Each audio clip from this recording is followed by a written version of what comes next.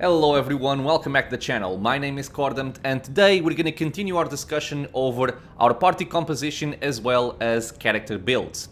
So, the previous video I went and discussed the actual party composition, the role that each of my companions in the party have during combat, what they are supposed to be doing, what they're good for, what they're weak at. And then I went into some more detail on my main character. So essentially, how I leveled him up, how I multi-classed him, which items I give him, which are the important items for the build, which spells I use, etc, etc. I thought that discussing the party composition and the builds was gonna take me like 1 hour. I was very mistaken. We basically spent the entire video just talking about party composition and the main character. So now I'm gonna be doing, well, this video, maybe some more depending on how long it goes, discussing the other characters. So, we're gonna start from left to right, and we're gonna talk about Valerie. So Valerie is a companion you pick up very much at the start of the game, in the tutorial area. She comes to you as a level 1 tower shield specialist, which is essentially a fighter. And her role in my party is, well, mostly what she is intended to be. Like, how the game presents her to you is more of a, you know, a frontliner, somebody to be able to tank for you. And I keep her at that role. However, I do give her some more versatility, and I think I improve her a little bit in that sense. But overall, her role is frontline combatant, be able to tank very well, so try to minimize any amount of hits that she takes, and if she takes them, have the HP to survive, and also try to mitigate as much damage as possible. So, naturally, we want good armor, we want a very powerful shield with a lot of AC, and also a capable weapon, because not only are we tanking, but we also want to dish out some damage as well. For that purpose, I still gave her some more fighter levels. We went into 4 Dragon Disciple levels, again, to make her more effective in melee. But we also went into Bard for a multitude of reasons. So, Bard works out quite well on Valerie because she starts with Charisma 16, which is more than enough to multi-class somebody into a Bard. And Bards bring a lot of stuff to the table.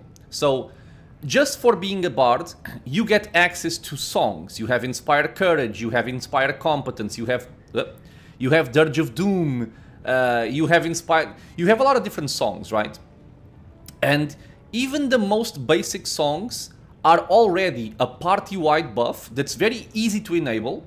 So, right, you basically just press sing and she sings in AoE.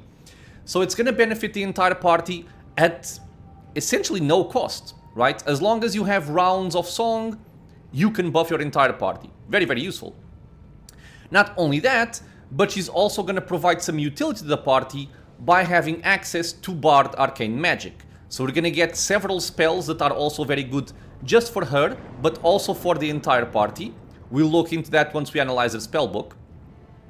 But also very importantly in this sense, since I wanted to be in the frontline tanking, a very important spell to have is something like the Humble Mirror Image.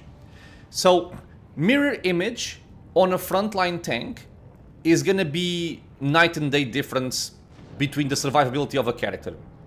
Because what happens in this game is, especially if you are playing on unfair and trying to maximize your AC on a tank, so currently she has 65 AC, which is quite a lot, right?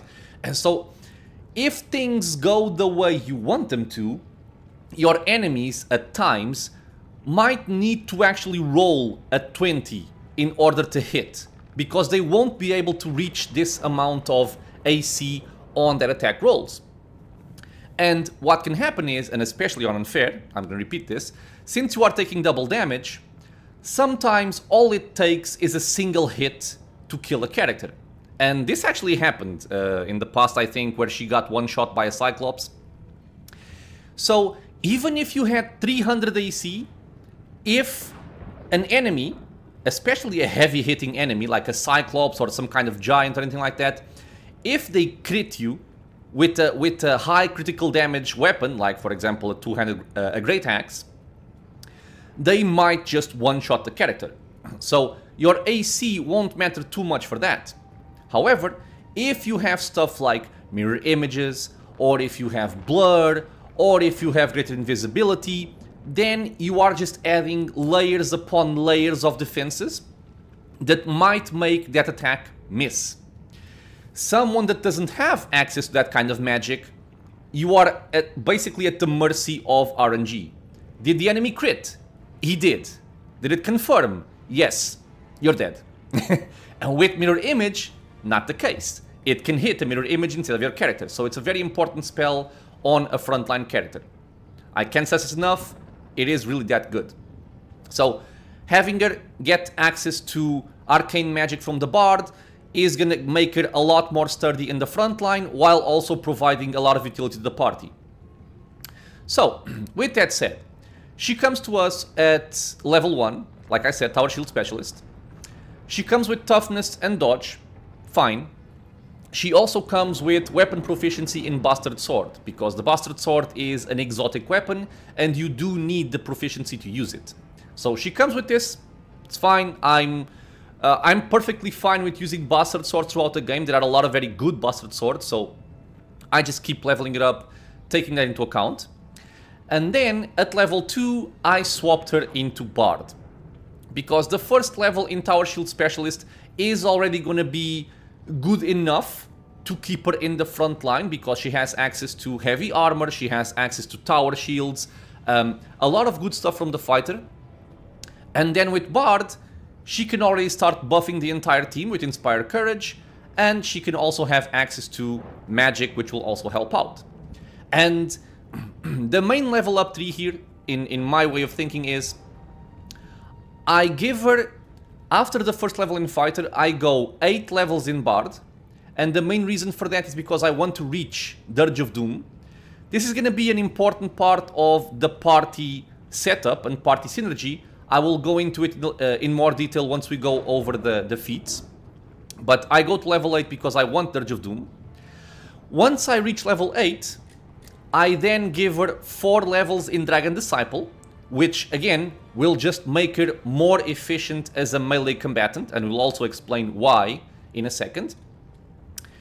After this is done, I gave her 4 more levels in Fighter, mostly to get Tower Shield Specialist. Once you get this, the -2 penalty on attack rolls for using a Tower Shield is gone. So it's basically a bonus of attack bonus.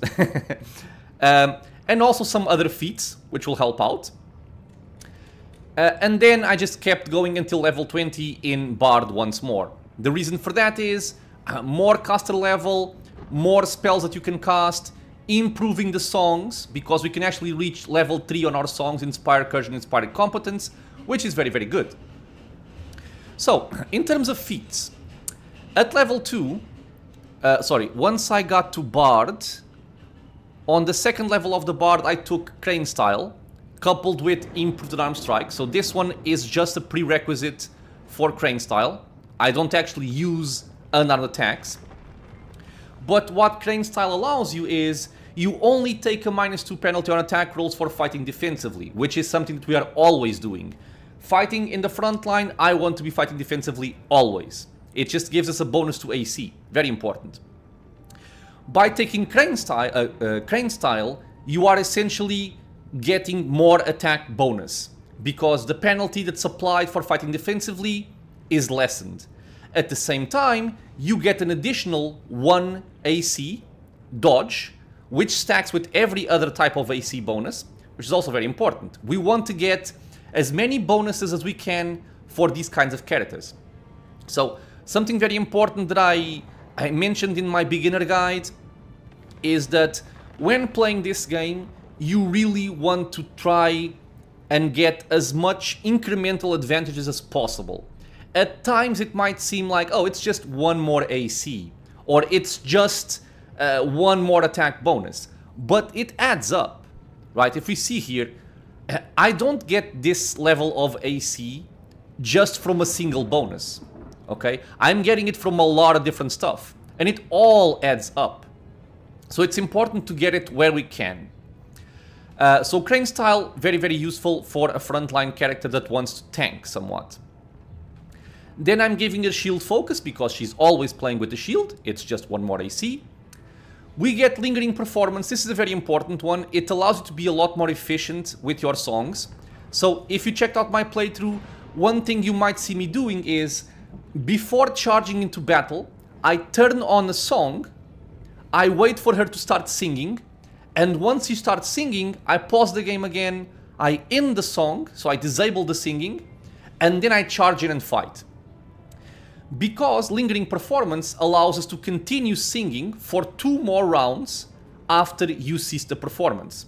So if that particular combat encounter isn't very long, just one use of the song, so it's essentially 3 rounds, is going to be enough for the entire fight. It just means that you will be much more efficient with the songs and you can use them more often during the course of you know, an adventure, so you don't have to rest again. I also give her Outflank.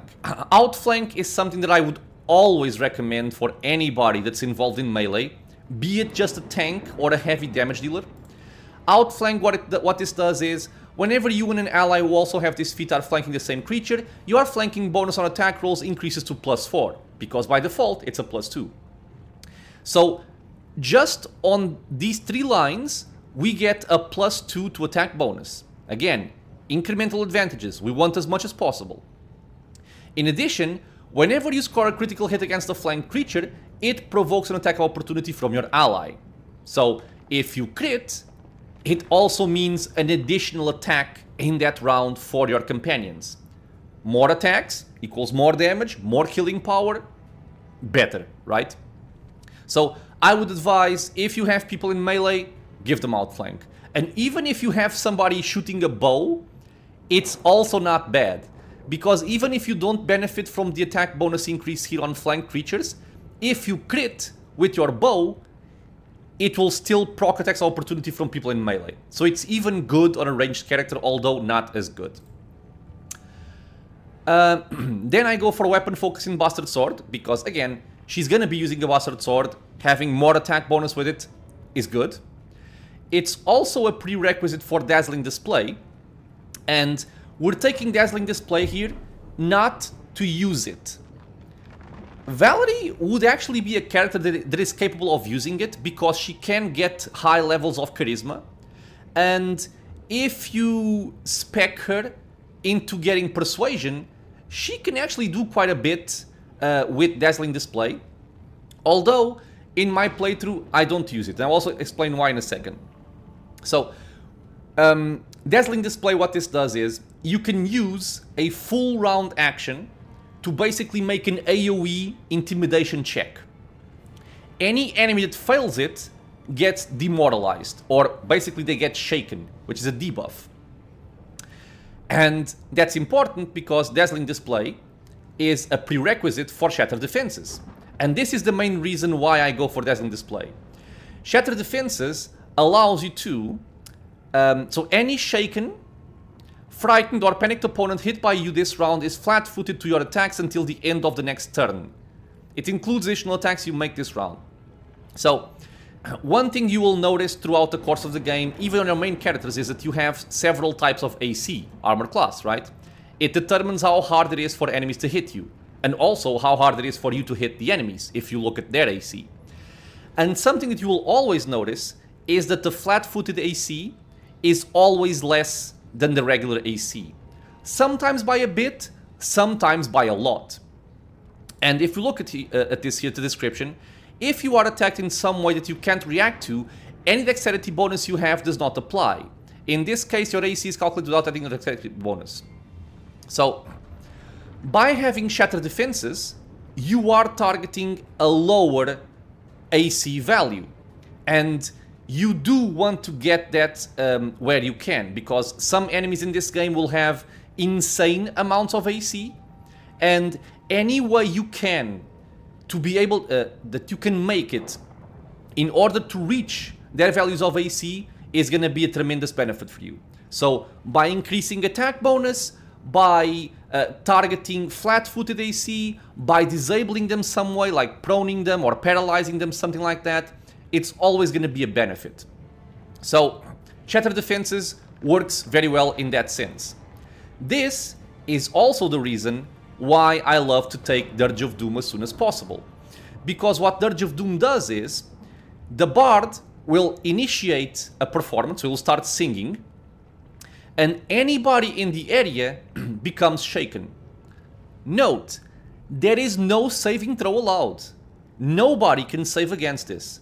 The only people that can be inside of a Dirge of Doom and not be shaken, well, first of all, it's party friendly, so your friends are not going to get shaken, or anybody that is immune to it. But other than immunity, if you are not immune, they will become shaken. It's also the reason why, even if I take Dazzling Display on someone that can actually use it, I don't need to cast it, because it would take up a full round action that I could have been using to attack somebody or casting spells, and in this one, you actually have to make a check. So the enemies might actually save and not become shaken. With Dirge of Doom, they can't. So it's a guaranteed way of enabling Shatter Defenses. So that's the main reason. Other than that, I also get medium armor focus. This I actually got later on. But I get medium armor focus because we actually use medium armor for the final part of the game. Then I believe I went for fighter first, actually. Or even over here. So we also got the 4 levels in Dragon Disciple. Dragon Disciple is a prestige class. You can only get levels in Dragon Disciple if you have certain prerequisites.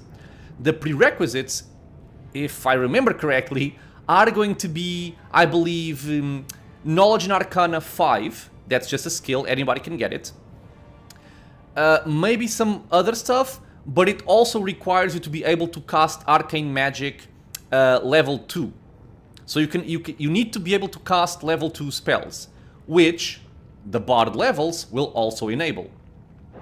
The reason why I love Dragon Disciple, and especially why I love 4 levels in Dragon Disciple, is because you can get a lot of good stuff with just these 4 levels.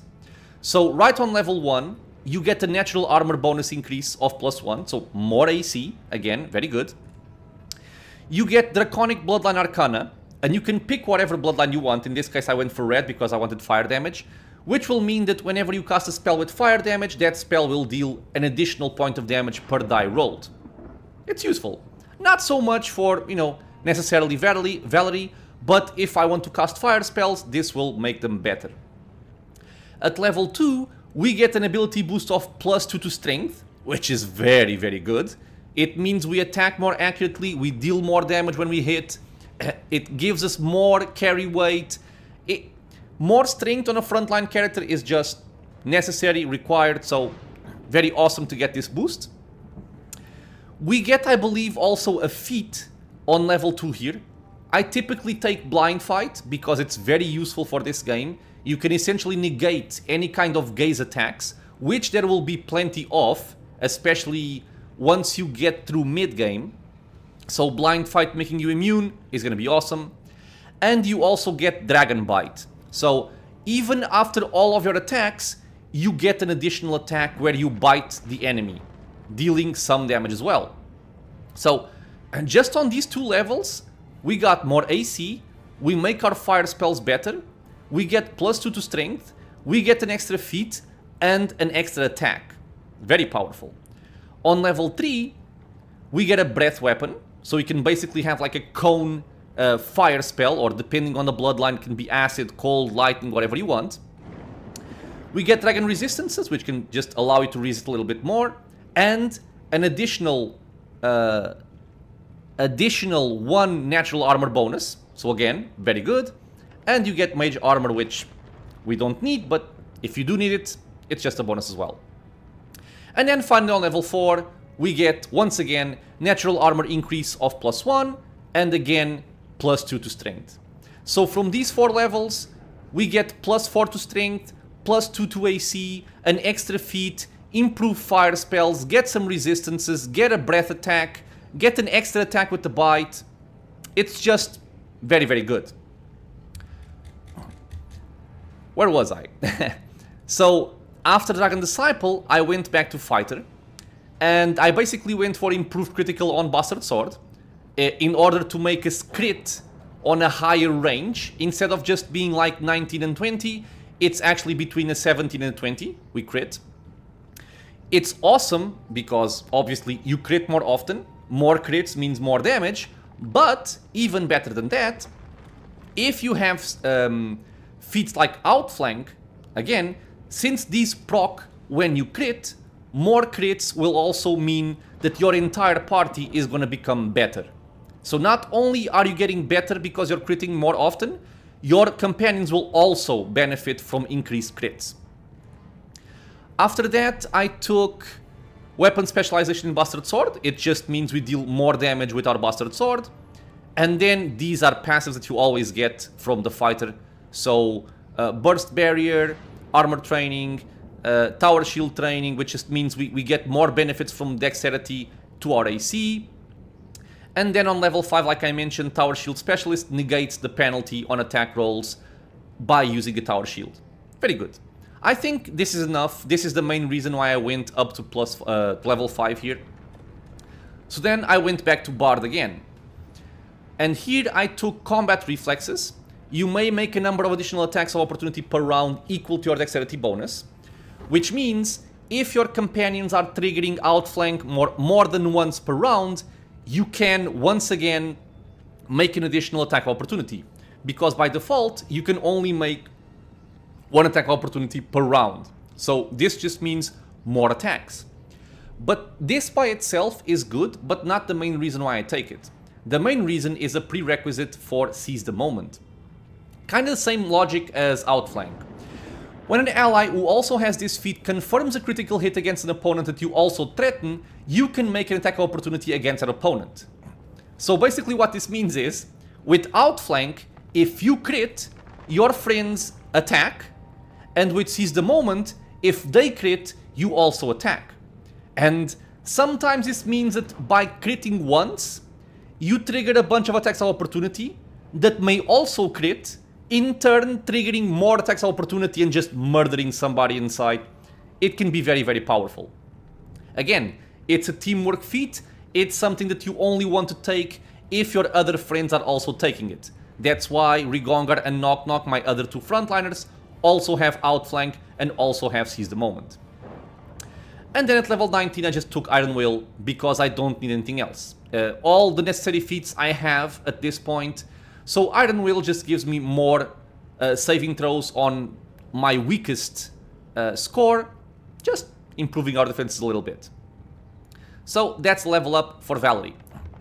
In terms of items, I guess I can start with the really good items, or the ones that make the most sense for the build. But honestly, I think it's just one. And it's mostly the Singing Steel Breastplate. This is an item that you only get somewhat late in the game. It drops from Iroveti. But what this means is, once you get this armor piece, you no longer have to worry about arcane spell failure chance on Valerie. Because up to this point, you're probably using full plate, which means if you want to actually cast spells, you need to remove the full plate, so you don't have to deal with the arcane spell failure chance. Buff yourself, and after the pre-buffs are applied, you put the full plate back on and you jump into battle. And if you are in combat with the full plate equipped, it means that if you try to cast spells, they will probably fail about half the time or something like that. Which is not ideal. With the Singing Steel Breastplate, that problem goes away entirely. You can just pre-buff without worrying about the armor. You can cast spells during melee. Don't worry about spell failure. It's just a very good quality of life item, and that's why I use it. It's also the reason why I don't go for heavy armor focus. It's because even though for the first half of the game I'm using heavy armor, once I get the Singing Steel Breastplate, I only use that armor. So that's why I give it medium armor focus here. Other than that, we just have AC increasing items. The Paragon of Defenders increases my AC by 2. We have Ravina's Shadow just for saving throws and immunity to poison. We have the Ring of Law for deflection bonus, immunity to confusion and fear. Very, very handy. The immunities, obviously. We get Sentinel. This one essentially gives us DR2 because the AC is heavy shield AC, which does not stack with shield AC. So it's mostly here for the damage reduction. I also have Amulet of Evil Doom, kind of the same reason. I could put any necklace here, it wouldn't make much of a difference. This one just gives it DR10. I even think that the best choice in terms of necklace, or a good choice in terms of necklaces, would be the Binding of the Prince. I think you can actually do something with this item, but I had it equipped for I don't know how long, and I didn't remember to use it not a single time during the entire time I had it. So I just swapped it for something else. But if you do remember using your items, I would say this would be a better choice. Then again, seeing Steel Breastplate. For the belt, I just go for the highest bonus belt I can find. So in this case, a belt of Physical Perfection +8. It's a +8 to Strength, Dexterity, and Constitution. I have Steady Hand. This didn't even need to be here. I didn't find any gloves that would make much of a difference for her, so I just gave her this, but you can forget about this one. And then she also has Manticore Skin Boots. It will increase her movement speed, and it will also give her a +4 enhancement bonus to natural armor. So since I don't have a amulet of natural armor, the boots somewhat fulfill that role. And then for weapons, I like the Unstoppable Kanda. You also pick this up in the Pitax Palace. It's a very good weapon. And I also use Walls of the Sanctuary. This one is really very much endgame only. What I would say is any shield that gives you a lot of AC, that would be the shield I would be using. The other stuff they do doesn't really matter too much. This one though, once you do get it, even though it's quite late, it gives you some more AC, which is handy. It's a +5 shield, so it goes up to 9 armor class from the shield alone. But the really cool part about this is that it allows the wielder to make all party members except the wielder invisible as under the Great Invisibility spell effect. It can be used for up to 20 rounds per day. And the best part is you can actually use this as a free action. So you basically, you click it, it's almost like a song area, and everybody is under greater invisibility. It's awesome because, well, it will save you some spell slots on your casters if you don't feel like casting greater invisibility and using a level 4 spell slot, but it's even handier if you get ambushed. If you jump into a fight that you are not expecting, or if you get ambushed and you didn't buff properly, just having this item be able to instantly make everybody invisible is going to be tremendously helpful. Very cool item. And that's mostly the main thing I would give her. Then, if you also wanted to go for a more offensive role, if you feel like you don't really need her to tank in a fight, you also have Graveyard of Giants, or even Overin Bane, which you get from Armag, which is just a large bastard sword.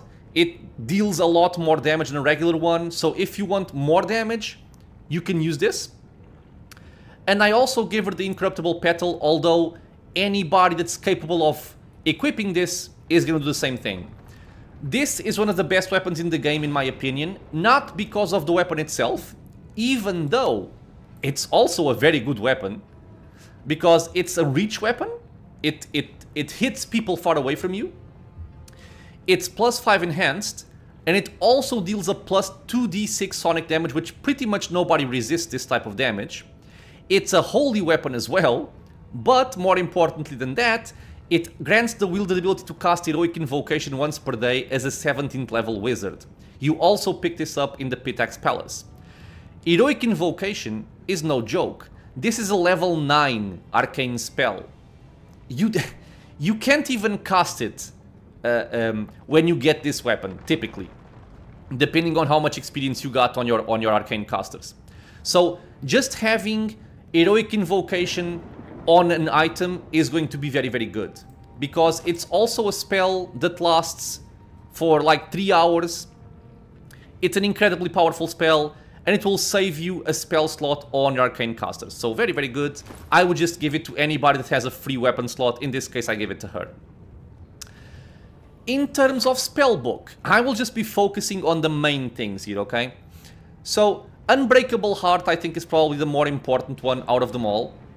This is just something that if one of your companions gets affected by some kind of mind-affecting effect, like confusion or rage or something like that, you can make them immune to that effect for the duration of this spell, which is very handy, because a lot of the times you might be fighting a bunch of enemies that aren't particularly dangerous, but if they charm one of your more powerful damage dealers, like for example Nok-Nok, Nok-Nok can just turn around and start butchering your entire party, which you don't want. So Unbreakable Heart, being able to stop that as a level 1 spell, is a very good thing to have. Then I have Remove Fear just for some buffing purposes. Expeditious Retreat if you wanted to move a little bit faster if you aren't hasted. Grease, which I never really use. And then Vanish and Cure Light Wounds just because. One thing to note about spells on Valerie with this particular build, since I'm not going full Bard, we will never get a very high caster level. And we also don't have feats that boost our spell DCs. So any kind of spell that needs to be saved against, for example Grease, is not a very good choice on her, because the enemies will more likely than not resist your spells. So typically I just take something that works by itself, or it doesn't allow a save, or it's just a personal or a party-wide buff. On level 2, the all-important Mirror Image, making yourself safer, very, very important, very awesome to have. Heroism, to buff the party early on. Blur, again, a very cool defensive spell you can give to everybody in the party. Sense Vitals, another personal short duration buff that will allow you to deal sneak attack damage, just more damage overall. Cure Moderate Wounds, just to help out. And Glitter Dust, so people cannot go invisible against me. On level 3, the more important ones are going to be Good Hope. This is something that a Bard can get, but for example a Sorcerer or Wizard cannot.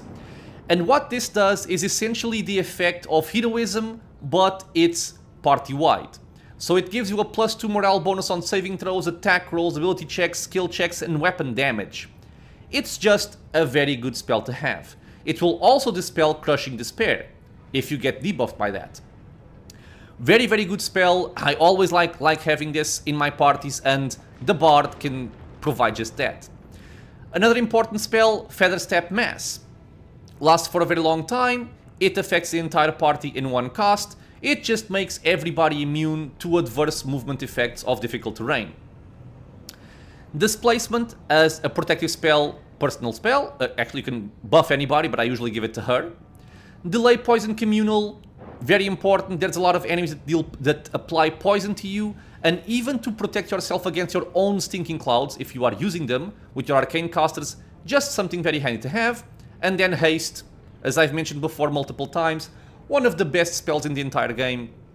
Just having more casts of it in more characters is a very good thing to have. On level 4, this is a mistake, okay? It's a mistake because I gave Valerie Blind Fight, which makes it immune to gaze attacks, which is the main reason why I have this spell. So I picked this because I forgot I had Blind Fight. It shouldn't be here. If you don't have Blind Fight though, I would still pick this. Other than that, Freedom of Movement, very important and very useful buff that you can have for yourself or for your friends. It also lasts 10 minutes per level, so even if you don't have a lot of caster levels, it will still last a very good amount of time. Essentially making you immune to movement restraining effects. Dimension Door, always handy. It can get you out of dangerous situations, both yourself or the entire party. It can also allow you to blink on top of certain enemies, like let's say for example there's a spellcaster in the back line, but they have like 5 bandits in the front and they're blocking a doorway, or you don't want to trigger attacks opportunity. You can just Dimension Door past them, into the priority target and start bashing on them without having to worry about their front line. So it's going to be a very helpful spell. And then Grit Invisibility, again, I think this is one of the best both defensive and offensive spells you can get to buff yourself or the party, so I just like having this a lot.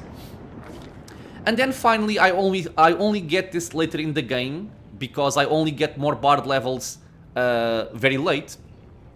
I just take Heroism Greater, again, very powerful buff. Joyful Rapture, it's an emotion effect that affects all of your party members. It will free them of emotion effects, and it will also heal intelligence, wisdom, or charisma damage on everybody in the area. So, if you get affected by some nasty emotion effect, this would heal you. I rarely use it, but it can be handy at times. And then finally, Song of Discord I just picked because I didn't really have anything else to do. The reason for it is, like I mentioned before, it is a DC based spell. The enemies are going to resist it, especially on higher difficulty, so I never really cast it. But yeah, this is Valerie, her level ups, her spell selections, and her role. Moving on to at least one more character in this video. Regongar. Regongar, I actually keep him very close to what the game intends him to be used as. So basically Regongar comes to you as an Eldritch Scion. This is the Magus class. So it's essentially like a fighter mage to a certain degree. It's a melee combatant. It also has access to arcane magic. So just for that reason, it's already a competent melee fighter, and it's also a competent tank. Because even if you aren't going to give him a lot of AC items, like a shield for instance, he can still get a lot via arcane magic buffs. So the main role of Regongar in my party is to be in the front line always, dishing out a lot of damage, while also being quite sturdy and hard to hit. Naturally, since he has access to arcane magic, he can also deal damage via spells and also via touch attacks. And he can also buff the party as well. So a versatile melee combatant. Like I said, he comes to you as a Magus, and I basically keep him as a Magus the entire time because a Dragon Disciple fits in very well into a Magus as well. So looking at the level ups, let's start with this. Basically what I do with him is I level him up in Eldritch Scion up to the point where I get, I believe, medium armor, just so I can equip medium armor to increase his AC. Then I give him 4 levels in Dragon Disciple for exactly the same reason as Valerie. It just buffs us up with a lot of strength. It gives us more AC, bite attack, Draconic Bloodline Arcana. In this case I go for blue because he's a lightning based character. Because he comes to you as a Magus and his bloodline is blue, so he's lightning based, so it makes sense to give him lightning over here as well. And for the level ups, he starts with combat casting, sure, and then I give him dodge for more AC, and also as a prerequisite for something else. I give him improved unarmed strike for the same reason I gave to Valerie, which is just because it's a prerequisite for Crane style. Again, minimizing the penalty from fighting defensively, because he will always be fighting defensively. It will also give him more AC, so awesome. I give him Outflank, same reason as Valerie. I give him Weapon Focus in Scimitar, because it's also a prerequisite for Dazzling Display and Shatter Defenses, and also because the weapon I love giving Regongar is a Scimitar. So actually, it's at the start of the game, while I don't have very powerful scimitars, I actually use two-handed weapons, because for the most part, I'm not really using spell combat from him. I'm just using him as a fighter mage. He just goes forward and starts bashing after pre-buffing. So a heavier weapon does better early in the game. And then later, when I start getting some more powerful scimitars, I swap to scimitars and I keep using scimitars for the rest of the game. So that's why I like giving him weapon focus on scimitar. He gets Crane Wing as well, because since he's fighting defensively always, and he doesn't use a shield, he can actually get the benefit from 4 dodge bonus to AC against melee attacks. So, just another handy defensive feat. Crane Riposte as well. So, you take only a -1 penalty on attack rolls for fighting defensively. So, the same style as, or the same reason why we take Crane style. And also, whenever you lose the dodge bonus from Crane Wing because an attack missed you by 4 or less, it provokes an attack opportunity. So, it can even mean extra attacks per round. So, it's all just bonus stuff. Then I give him Dazzling Display coupled with Shattered Defenses. Same reasons as Valerie. We want to target flat-footed AC as much as possible to hit our enemies more accurately. And then I go for Combat Reflexes coupled with Seize the Moment. Again, she has it, Nok-Nok has it, so my entire frontline has it to just trigger more attacks of opportunity all over the place. Other than that, in terms of Magus-specific stuff, I like taking Arcane Accuracy just to give you more attack bonus in order to hit those higher AC enemies. It can be very useful. I like giving him Enduring Blade because the Arcane Weapon enhancement typically lasts a very short amount of time, but if you take Enduring Blade, it will actually last for a long time, like, I don't know, 20 minutes at level 20. So it's just something that you activate once and you don't have to worry about it again. Very, very good. I also gave him Prescient Attack. You can spend 1 point from your Arcane pool as a swift action, and it will basically mean that enemies are denied their dexterity bonus against the Magus attacks.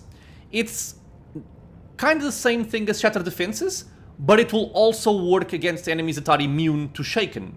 So you can always bypass their normal AC and target flat-footed if you have Prescient Attack when you require it.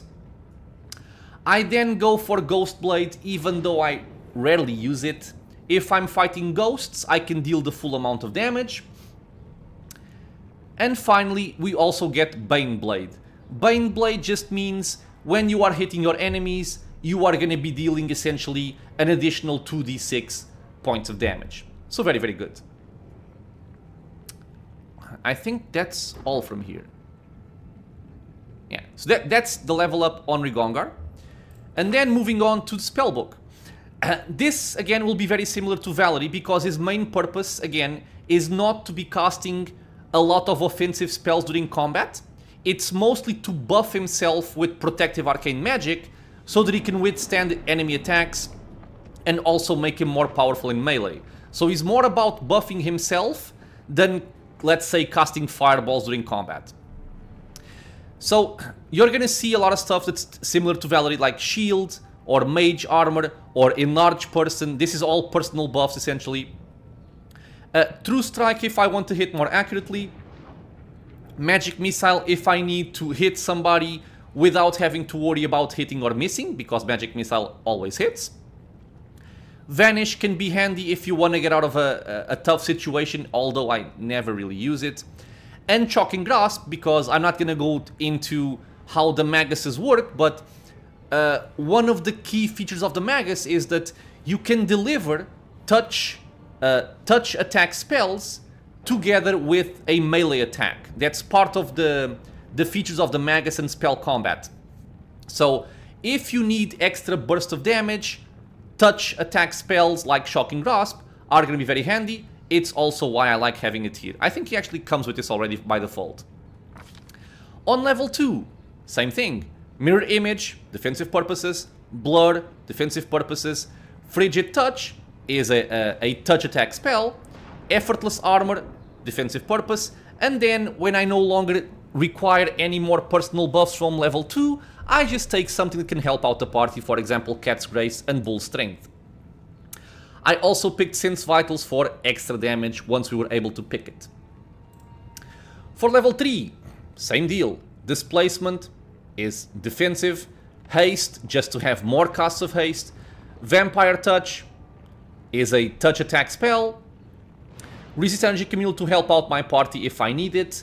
And then we can see here Stinking Cloud, Fireball, Dispel Magic and Lightning Bolt. I never really use these. except maybe like if I'm fighting a Mandragora Swarm and I want as much fire damage as I possibly can, I can toss out some fireballs. If I really want to try and disable my opponents, and I feel like my main disabler isn't doing enough, I may just drop more Stinking Clouds on top of them, but for the most part these are only here because I didn't need anything else.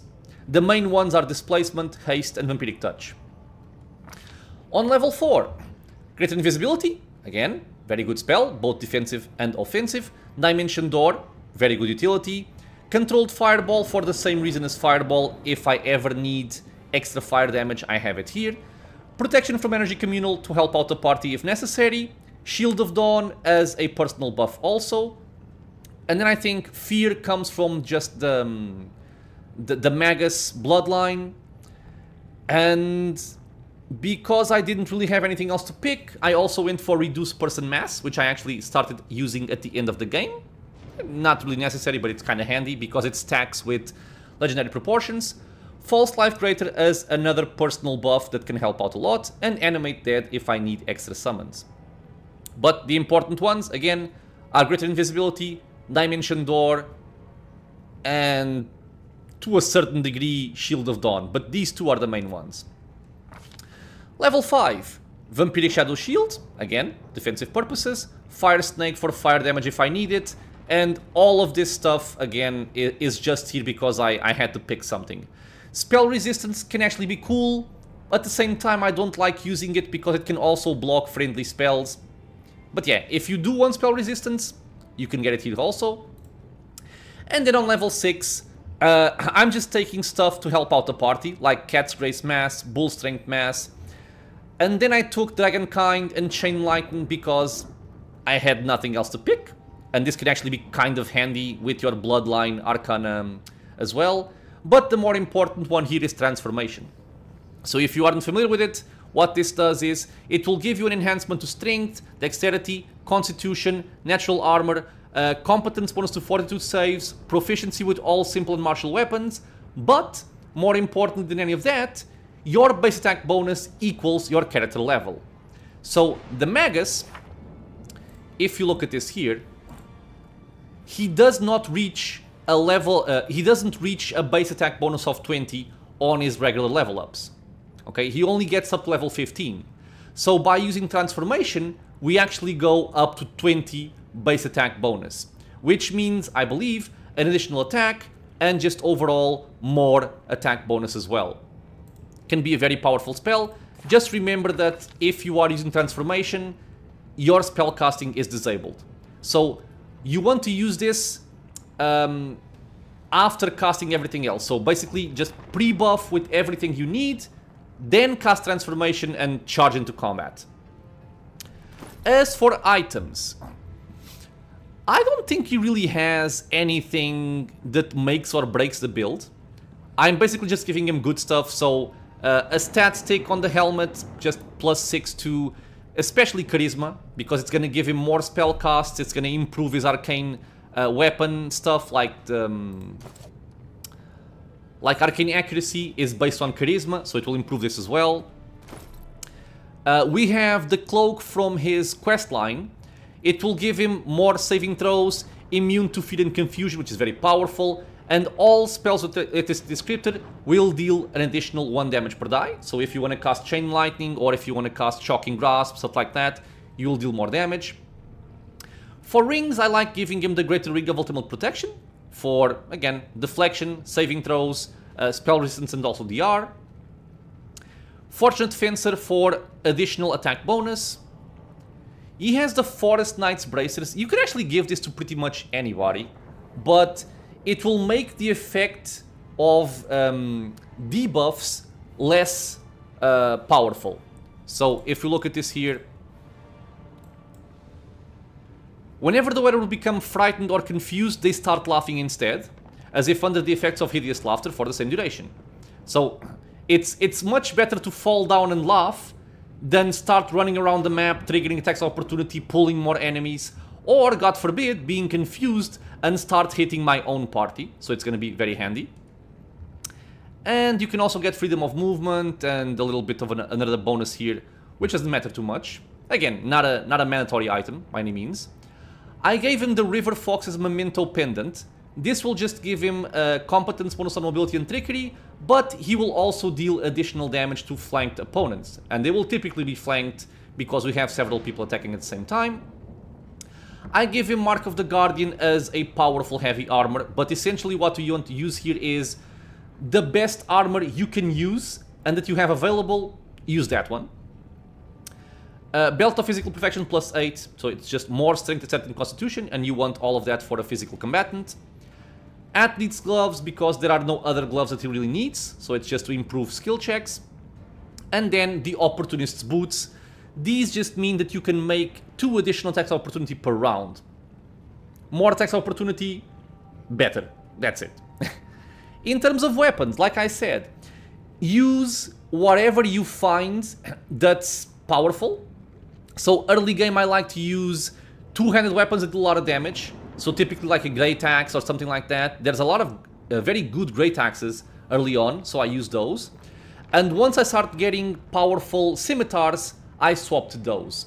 And the main reason why I like scimitars is it works well for a Magus, because you want to be fighting with a free hand, to use spell combat, to benefit from Crane Wing, stuff like that, or Crane Riposte. And the scimitars also have a very high crit range. So if you buff the weapon with Keen, be it by taking the feat or by using the Arcane Weapon Enhancement, you crit on a 15 up to 20, which is very good, because again, it's more damage, it triggers Outflank, triggers Seize the Moment, very, very good. And there are also some very cool scimitars in the game, which I like a lot. So I love this one, for example. It might not be the best scimitar you can give him, but I love the fact that when you crit, a bolt of lightning falls on the head of the enemy. That's the main reason why I love this one. But there really are a lot of very good scimitars in the game. You can't really go wrong with them. I could also give him long swords. You could basically give him whatever you like in terms of weapons. He doesn't need a specific weapon. Just make sure that if you do want to use spell combat, you need to use a weapon that you can use on a single hand. Other than that, rods are always useful. Extend rods, quicken rods, all this is going to help. So, for example, a lesser quicken rod will do a lot for you. If you are in melee and you start taking a lot of hits, and the enemies break through your mirror images, for example, you are no longer protected, you can just quicken another mirror image and be protected once again, without having to stop your full attack in that round. So quicken, very, very good on any kind of spellcaster. That is Regongar, level 16 Elder Scion, level 4 Dragon Disciple. Let me also include in this video Nok-Nok, because then for another one I'm gonna make Cordampina and Jubilost. Nok-Nok is my little killing machine. He's like a blender, is how I like to call him. This guy moves forward and he shreds any kind of enemy in his face. So, the role, as I think is understood at this point, he is a frontline combatant, but he is more of a dedicated damage dealer. This isn't someone that I'm giving a shield to. I'm not giving him a lot of defensive feats or stuff like that. He is mostly focused on offensive power. You want to deal as much damage as possible, you want to hit as accurately as possible, attack as many times per round as possible, and just do a lot of sneak attack damage as well. So, oh, also, let's not forget that this guy can actually reach a lot of dexterity values. He's at 42 right now, which means he can actually reach very, very high AC levels. So even though he's not built to be a tank, he can actually tank quite well.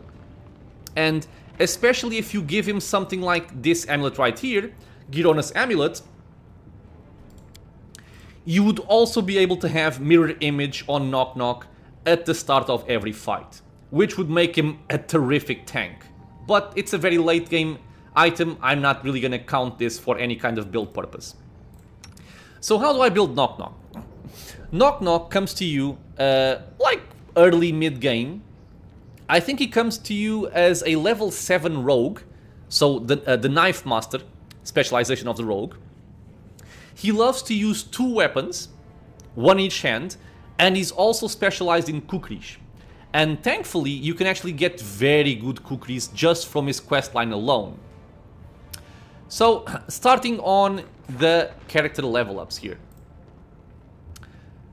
I still give him a bunch of levels in Rogue, but I also give him levels in Alchemist Vivisectionist. And I'll explain why.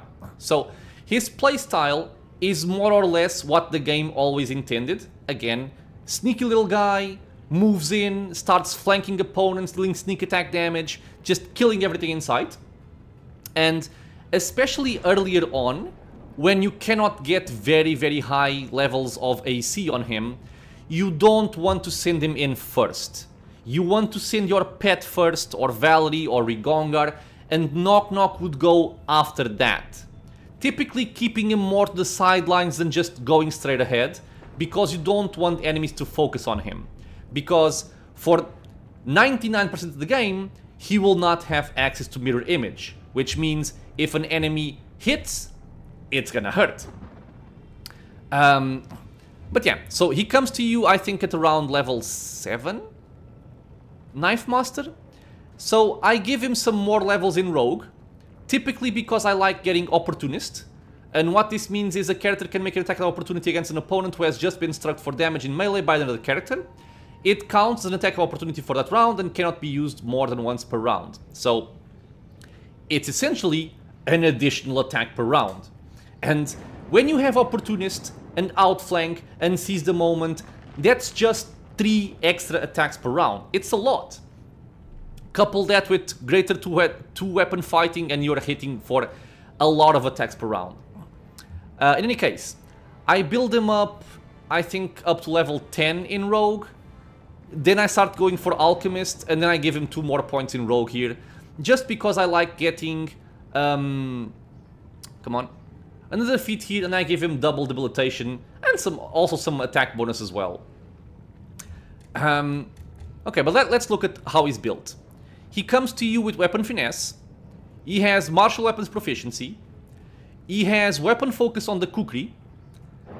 He brings 2-weapon fighting, because he loves to fight with 2 weapons. So it's mitigating the penalty of using 2 weapons.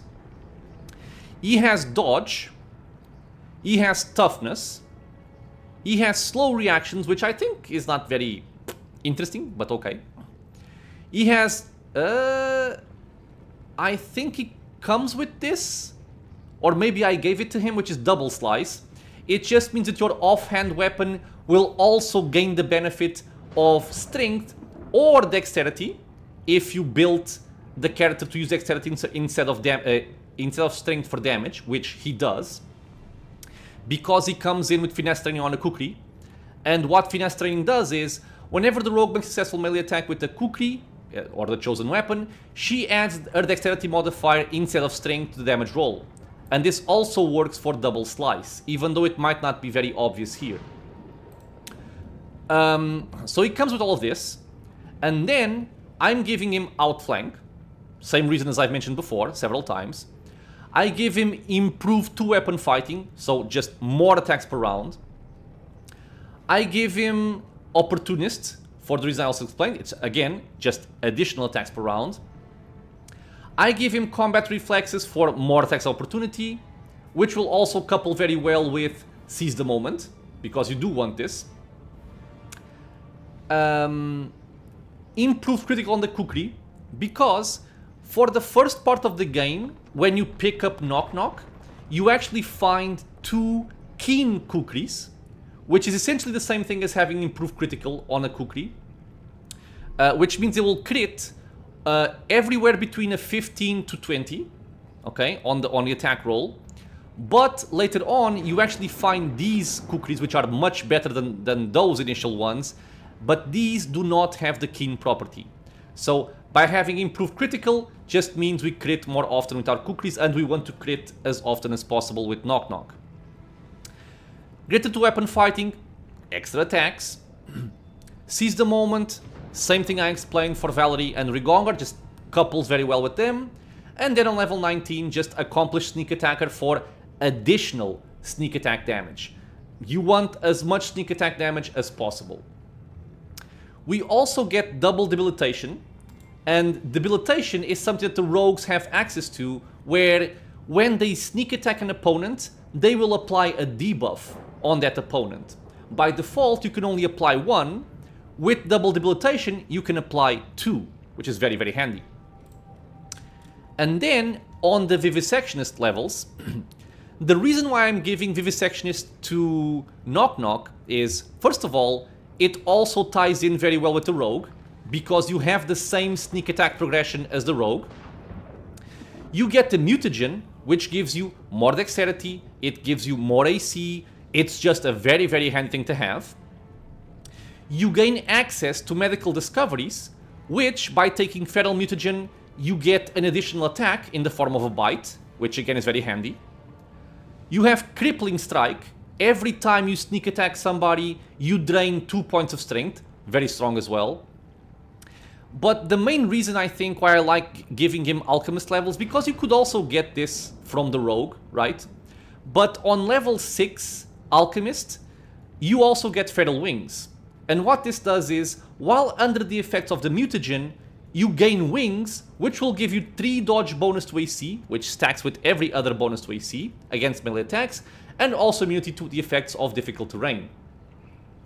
And then I gave him 2 extra levels, so I would say that the cool part, or the mandatory levels, for my personal preference, would be 6 in Vivisectionist to get the Feral Wings, but then I gave him 2 more, and I can get Dispelling Attack also here as a medical discovery, because I think at this point, I was getting access to more attack bonus on the Vivisectionist level ups than I would have gotten on the Rogue. That was the main reason why I went for Vivisectionist rather than Rogue. So level ups and feats, these were the choices. Again, it's mostly offensive stuff, because he's here to do damage, not necessarily to tank.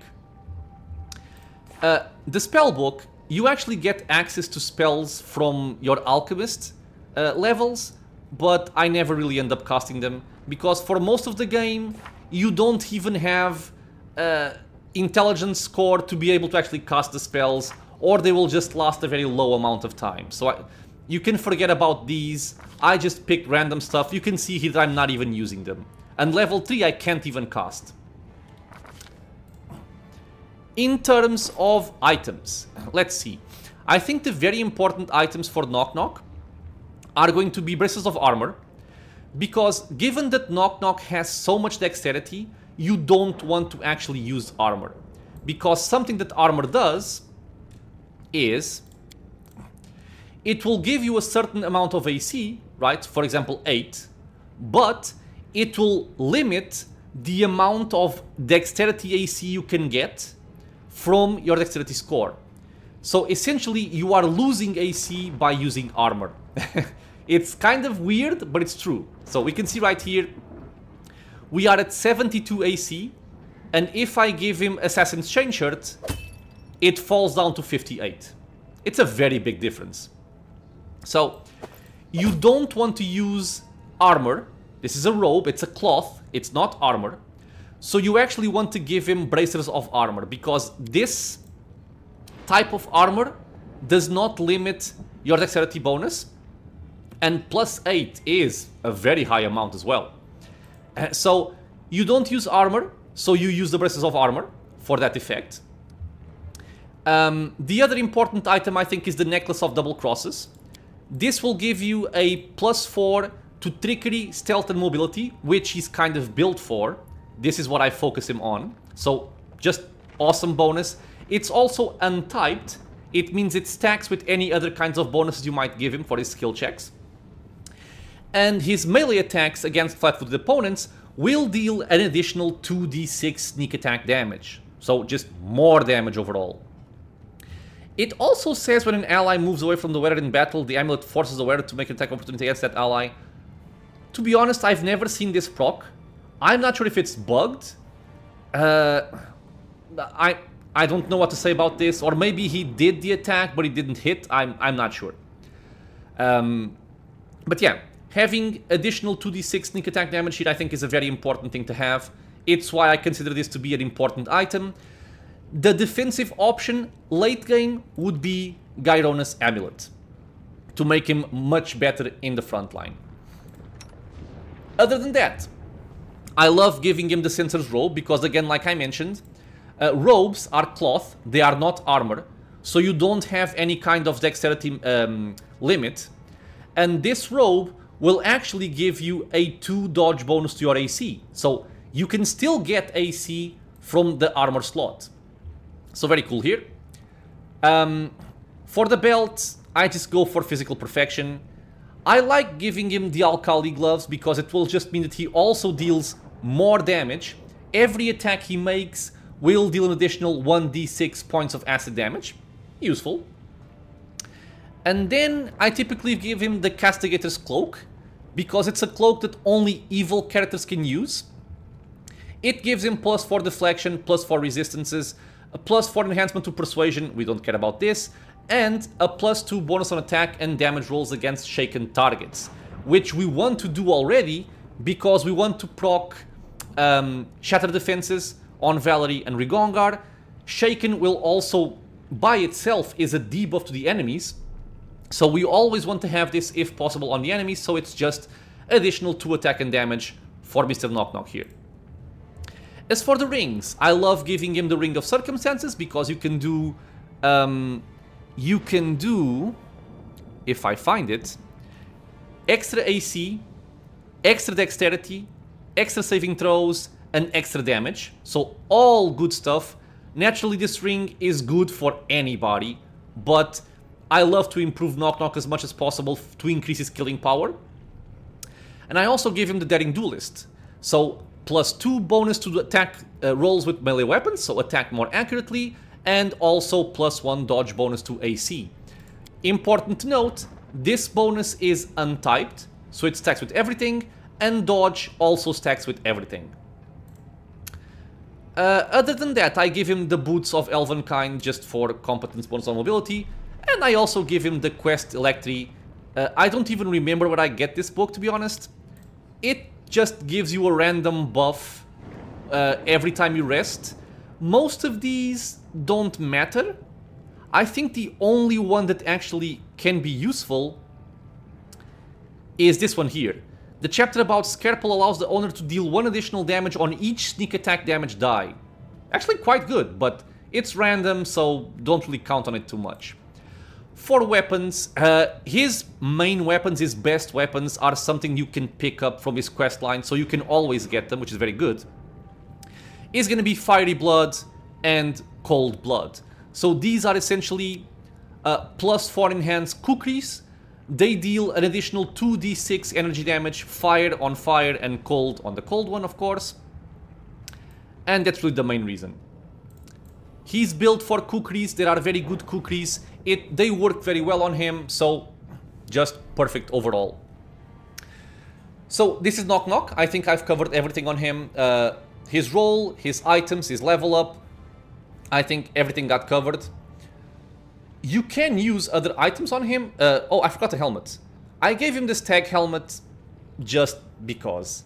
It gives him 1 insight bonus to attack rolls, which is a type of bonus you rarely get. So it's just an additional bonus to attack. You could give him other helmets. You could even give him like what is it? You could even give him one of these. Now, it's not gonna do much for him, but it increases his saving throws, which is already a good reason in and of itself. You could give him the shiny helmet.